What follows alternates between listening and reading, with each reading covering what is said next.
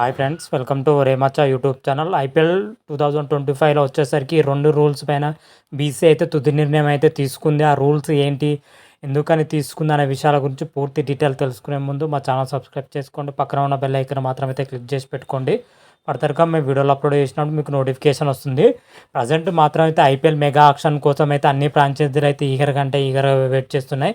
IPL mega auction వచ్చేసరికి మరికొద్ది నెలలు మాత్రమే ఉందని చెప్పుకోవచ్చు. మెగా ఆక్షన్ వచ్చేసరికి నవంబర్ లాస్ట్ వారం లేదా డిసెంబర్ మొదటి వారంలో జరిగే అవకాశాలు ఉన్నట్లయితే బీసీసీఐ వర్గాలలో అయితే తెలుస్తున్న సమాచారం. అంతలోపు వచ్చేసరికి రిటర్నింగ్ ప్లేయర్ల జాబితా కింద ఎంతమంది కొనుగోలు చేసే అవకాశం ఉంది, అదేవిధంగా ఆర్టీఎం అసలు అమలు చేస్తుందా లేదా అనే విషయాల గురించి, అదేవిధంగా మనీ పర్స్ వాళ్ళు పెంచే దానిపైన బీసీసీఐ మాత్రం అయితే ఎలాంటి నిర్ణయం అయితే ఇంతవరకు అయితే తీసుకోలేదు.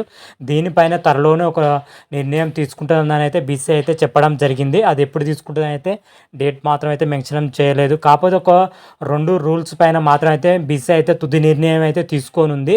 ఆ రూల్స్ ఏంటి అనేది అయితే చూద్దాం. మొదటగా వచ్చేసరికి ఇంపాక్ట్ ప్లేయర్ అనే రూల్ మాత్రమైతే కొంతమంది క్రికెటర్లు మాత్రమైతే దీన్ని బహిరంగంగానే దీన్ని అయితే విమర్శించడం జరిగింది. మరికొంతమంది మాజీ క్రికెటర్లు మాత్రమైతే దీన్ని మాత్రమైతే ఉపయోగించుకోవాలని అయితే చెప్పడం జరిగింది. ముఖ్యంగా రోహిత్ శర్మ, విరాట్ కోహ్లీ లాంటి ప్లేయర్ మాత్రమైతే ఇంపాక్ట్ ప్లేయర్ వల్ల కొంతమంది ప్లేయర్ల మాత్రమైతే తీవ్ర నష్టం జరుగుతుందని అయితే మీడియా ముఖంగా అయితే చెప్పడం జరిగింది. ముఖ్యంగా ఆల్రౌండర్ పొజిషన్లో ఉన్న ప్లేయర్కి మాత్రమైతే తీవ్ర నష్టం జరుగుతుందని అయితే విరాట్ కోహ్లీ, రోహిత్ శర్మ లాంటి ప్లేయర్స్ మాత్రమైతే దిగ్గజ ప్లేయర్లు అయితే చెప్పడం జరిగింది.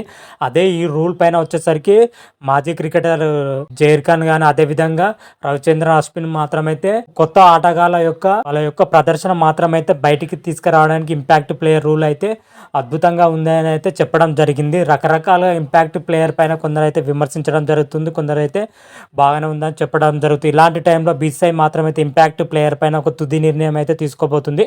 ఐపీఎల్ 2025లో వచ్చేసరికి ఈ రూల్ మాత్రమైతే మొత్తాన్ని రద్దు చేయాలని అయితే బీసీసీఐ అయితే ఆలోచన పడిందని చెప్పుకోవచ్చు. త్వరలోనే దీనిపైన మాత్రమైతే ఒక కీలక నిర్ణయం అయితే తీసుకోబోతుంది. మ్యాక్సిమం ఈ రూల్ మాత్రమైతే తీసేసే ఆలోచనలు అయితే బీసీసీఐ ఉన్నట్లయితే తెలుస్తున్న సమాచారం. అదేవిధంగా మరొక రూల్ ఏంటంటే ఒకే ఓవర్లో 2 బౌన్సర్లకు అనుమతించడంపై బీసీసీఐ మాత్రమైతే పునరాలోచన పడిందని చెప్పుకోవచ్చు. ఎందుకంటే ఒకే ఓవర్లో 2 బౌన్సర్లు వేయడం వల్ల బ్యాటర్లకు ఇబ్బందికరంగా మారిందని అయితే చెప్పడం జరిగింది. అదేవిధంగా బౌలర్లకు అయితే అనుకూలించే విధంగా ఈ నిబంధన ఉందని చెప్పుకోవచ్చు. కాబట్టి ఒకే ఓవర్లో 2 బౌన్సర్లు వచ్చేసరికి కొంత ఇబ్బందికరంగా ఏర్పడుతుంది. కాబట్టి ఈ రూల్ను కూడా రద్దు చేసే ఆలోచనలో బీసీసీఐ అయితే ఉందన్నట్లయితే తెలుస్తున్న సమాచారం. ఈ 2 రూల్స్ మాత్రమైతే ఐపీఎల్ 2025లో వచ్చేసరికి పూర్తిగా రద్దు చేయాలని అయితే బీసీసీఐ అయితే ఆలోచిస్తుంది.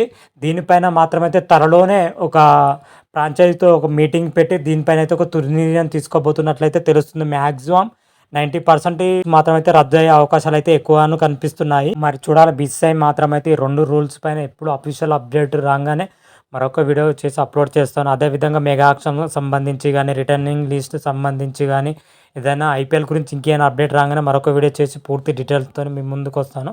అంతవరకు మీకు ఈ వీడియోగా నచ్చినట్టయితే లైక్ చేయండి, షేర్ చేయండి. మరిన్ని వీడియోల కోసం మా ఛానల్ సబ్స్క్రైబ్ చేసుకోండి.